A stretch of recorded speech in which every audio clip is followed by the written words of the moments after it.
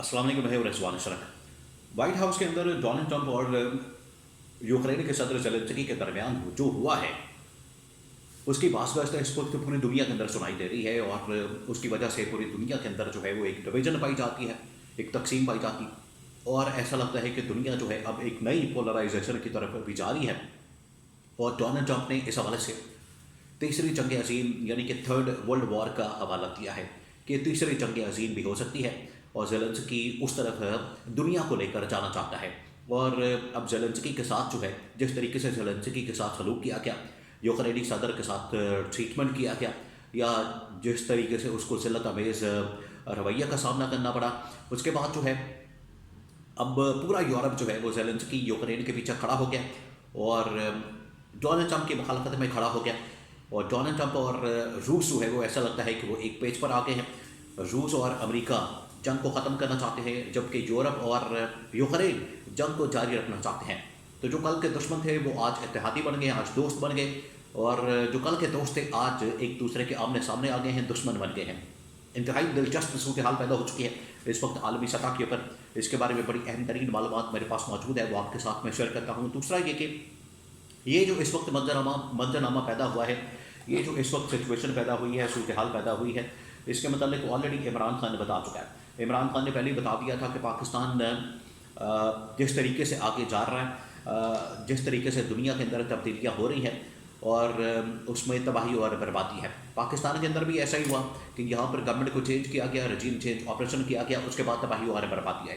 और इमरान खान ने दुनिया के मतलब भी ये बात की थी कि दुनिया के अंदर जो हालात पैदा हो रहे हैं, अगर इनको ठीक ना किया गया तो दुनिया के अंदर भी तबाही और बर्बादी होनी है। आखिरकार वही हो रहा है। तो इमरान खान की प्रोडक्शन जो है वो बिल्कुल ठीक साबित हो रही है। इसके हवाले से भी कुछ मालूमात और कुछ एक दो खबरें हैं वो आपके साथ में शेयर करता हूँ। सबसे पहले मैं आपको ये बता दूँ कि अभी 2-4 दिन पहले जो वाइट हाउस के अंदर मुलाकात हुई यूक्रेनी सदर ज़ेलेंस्की और अमेरिकी सदर डोनाल्ड ट्रंप के दरमियान, वो मुलाकात आज भी इस वक्त ज़ेर बहस है और इस वक्त उसका चर्चा हो रहा है, उसके ऊपर बात हो रही है, उसके ऊपर डिस्कशन हो रही है। और ये मामला थमने वाला नहीं है, मैं आपको ये बता दूँ, ये मामला अब थमने वाला नहीं है। ये जो सफारती जंग का आगाज़ किया गया है, या डोनाल्ड ट्रंप असल में इसका मिजाज इस तरह का है, लोग उसके मिजाज को शायद समझ नहीं पाए, लोग उसको अभी तक सही तरीके से रीड नहीं कर पाए और लोगों को अंदाज़ा नहीं हुआ कि डोनाल्ड ट्रंप जो है वो किस किस्म का आदमी है। डोनाल्ड ट्रंप ऐसा ही आदमी है।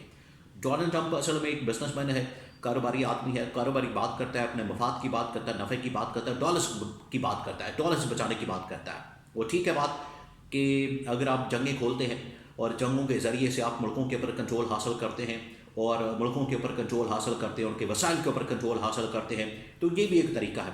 जहाँ पर आप वेपन्स को बेचते हैं, वो एक बहुत बड़ी मार्केट और एक बहुत बड़ी इंडस्ट्री वो परवान चढ़ती है, प्रमोट होती है, उसकी सेल में इजाफा होता है, उससे भी पैसा आता है। दूसरा ये कि दूसरे मुल्कों में जाके आप उनके वसाइल के ऊपर कब्जा कर लेते हैं, उस मुल्क को एक कॉलोनी बना लेते हैं, तो ये भी एक तरीका वारदात है। लेकिन डोनाल्ड ट्रंप का जो तरीका वारदात है बिल्कुल मुख्तलिफ है। डोनाल्ड ट्रंप का तरीका वारदात कारोबारी मामला है, इसीलिए आप देखें कि उसने चीन के ऊपर, रूस के ऊपर, बाकी ममालिक के ऊपर जो है टैरिफ लगाना शुरू कर दिए थे ताकि इकॉनमी के लिहाज से एक इकनॉमिक जाइंट जो है वो बनाया जाए। उसके इर्द गिर्द पाए जाने वाले जितने दोस्त हैं वो सारे के सारे टेक जाइंट हैं, टेक्नोलॉजी के जाइंट हैं। और वो टेक्नोलॉजी की दुनिया में या डॉलर्स की दुनिया में या पैसे की दुनिया में या इकॉनमी की दुनिया में अमेरिका को दोबारा से खड़ा करना चाहता है। वो जंगों वाली पॉलिसी से बिल्कुल मुख्तलिफ है। और यही इमरान खान का, डोनाल्ड ट्रंप और इमरान खान के दरमियान जो कॉमन चीज़ है वो यही है कि पहले जब इनका दौर शुरू हुआ था, इमरान खान वज़ीर आज़म बने थे, तो इनके आपस में बड़ी अंडरस्टैंडिंग हो गई थी। इसी वजह से डोनाल्ड ट्रंप ने तो ऐसे समझा कि पाकिस्तान को जैसे जवाब दे दे, जैसे यूक्रेन के सदर के साथ इन्होंने किया, पाकिस्तान के साथ करते रहते हैं। इसने समझा कि पाकिस्तान के ये इमरान खान भी ऐसे ही आदमी, इसको मैं ठोकूंगा, इसको मैं जवाब दूंगा और मैं इसको लम्बे डाल दूंगा। इमरान खान ने आगे दो ठोक जवाब दिया, उसको समझ आ गई, उसने कहा कि यहाँ तो ये कोई और आदमी बैठा हुआ, तो इनके आपस में बड़ी सलाम दुआ होगी, दोस्ती हो गई। क्योंकि जब आंखों में आंखें डाल के उसने बात की तो फिर उसको अंदाज़ा हुआ। तो डोनाल्ड ट्रंप किसी और अप्रोच के साथ बात करके काम करता है। अब यही अप्रोच जो है वो उसने यूरोप के साथ, यूक्रेन के साथ, रूस के साथ, चाइना के साथ या पूरी दुनिया के साथ अपना ली है। और ज़ेलेंस्की को ये बात कर रहा है कि वहाँ पर एक तो जंगबंदी करो रूस के साथ, दूसरा ये कि यूक्रेन के अंदर जितनी मादनियात हैं, जितने वसाइल हैं, उसका 30% 40% जो है हमारे हवाले किया जाए, क्योंकि हमारे वहाँ पर पैसा लगा, डॉलर्स लगे हैं। और हमारी इकॉनमी तबाह की आपने, हमारा इकोनॉमिकली आपने इतना नुकसान किया है, तो उसका दावा किया जाए, उसका अजाला किया जाए, उसको पूरा किया जाए। ये डोनाल्ड ट्रंप की डिमांड है। ये डोनाल्ड ट्रंप इस वक्त मुतालबा कर रहा है, यूक्रेन के सदर ज़ेलेंस्की के सामने मुतालबा रख रहा है, लेकिन वो और तरीके से आ रहा था। और इसके लिए आप देखें कि ज़ेलेंस्की से पहले, यूक्रेन से पहले जो है वहाँ पर बरतानिया पहुँचा, वहाँ पर कनाडा के वज़ीर-ए-आज़म ने बात की, जर्मनी ने, फ्रांस ने, बाकी लोगों ने बात की ट्रंप के साथ। उन्होंने कहा कि ठीक है, माहौल बन गया है, अब यूक्रेन को भेजते हैं, यूक्रेनी सदर को, ये जाके फाइनल टच दे के तो डील कर लेगा।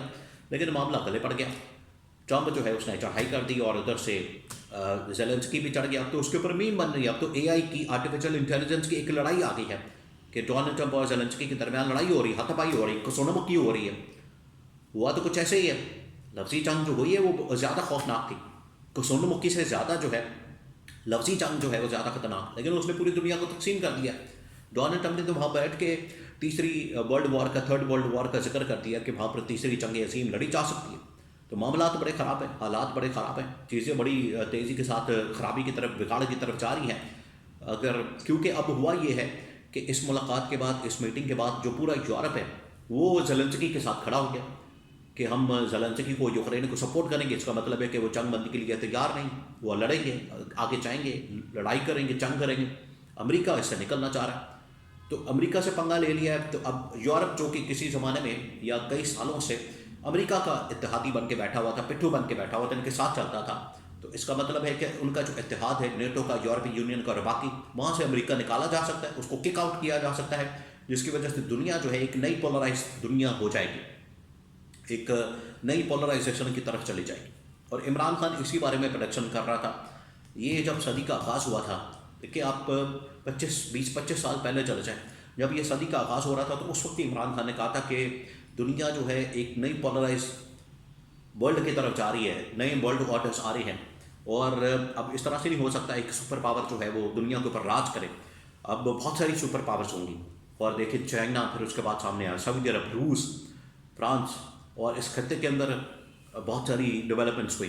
तो ये तमाम चीज़ें साबित करती हैं कि इमरान खान ने जो कहा था कि पाकिस्तान के अंदर भी तब्दीली और दुनिया के अंदर जो तब्दीलियाँ हैं बहुत तेज़ी के साथ हो रही हैं, और इसके मुताबिक हमने अपने आप को ढालना है, इसके मुताबिक हमने फैसला करने हैं, जो कि नहीं कर सके, जिसकी वजह से आज तबाही और बर्बादी और सिक्योरिटी क्राइसिस और मसाइल जो है वो दुनिया के सामने है, पाकिस्तान के सामने भी है, दुनिया के सामने भी है। अब ये सिचुएशन बड़ी इंटरेस्टिंग हो गई है, और आने वाले दिनों के अंदर जो डेवलपमेंट्स होनी है आलमी लेवल के ऊपर, वो बड़ी खौफनाक होने वाली है, बड़ी खौफनाक होने वाली है। और यूरोप, अमेरिका एक बार फिर आमने सामने आने वाले हैं, और ये पहली मर्तबा हो रहा है कि यूरोप और अमेरिका एक पहली बार आमने सामने आ रहे हैं। तो आगे सिचुएशन जो है बहुत बड़ी ख़तरनाक और खौफनाक और तशवीशनाक होने जा रही है। और ये अब पाकिस्तान के ऊपर डिपेंड करता है कि पाकिस्तान इस सिचुएशन में किस तरह से अपने कार्ड्स को खेलता है।